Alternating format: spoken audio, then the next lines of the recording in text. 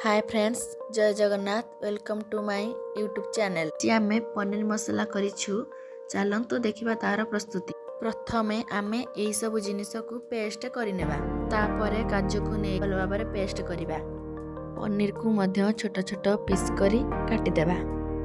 एबे आमे पनीर मसला पाई पेस्ट, ग्रीन मटर, काजू पेस्ट, छोट पीस ऑफ बटर और धनिया पत्र कटा पियाज को प्रस्तुत करि नैछे। एबे आमे कटा जाइथिया पनीर को गोटे पात्र नै जिबा। सेथिरे आमे 2 चम्मच कॉर्नफ्लोर पाउडर ऐड कर दबा और ता सहित लंका गुंड, हळदी गुंड, गरम मसला को देई भल भाबरे गोळै नेबा। आरपट साइड रे कड़ाई को गरम करी सेथिरे बटर पकेइबा और बटर मेल्ट हेबा परे सेथिरे आमे कड़ाइथिबा पनीर को पकाइबा।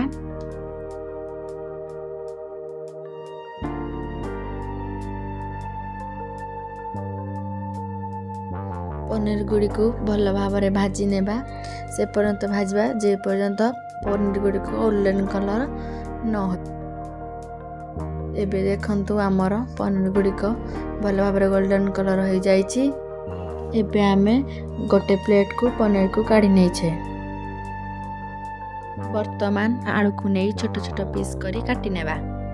यहाँ पर कड़ाई रे तेल गरम करी एथिरे कटा जाइथिबा पियाज को किछि समय भाजी नेबा। सेथिरे राग पाई लंका गुंड को ऐड करिबा। बटा जाइथिबा मसाला को नै जिबा। ताहाको किछि समय पाई भल भाबरे कसी नेबा।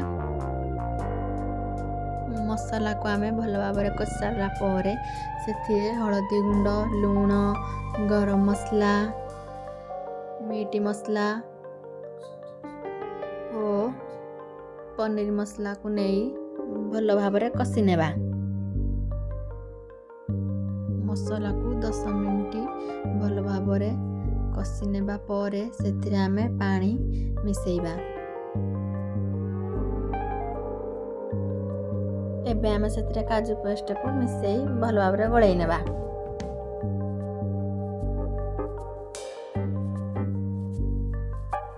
एबे आमे ताकू भल भाबरे कसी नेछे।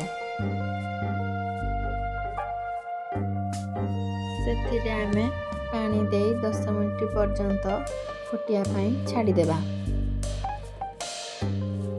10 मिनिट परे फुटी सारिया परे कटा जाइथिबा आलू और ग्रीन मटर को पकेई भल भाबरे घाटी नेबा।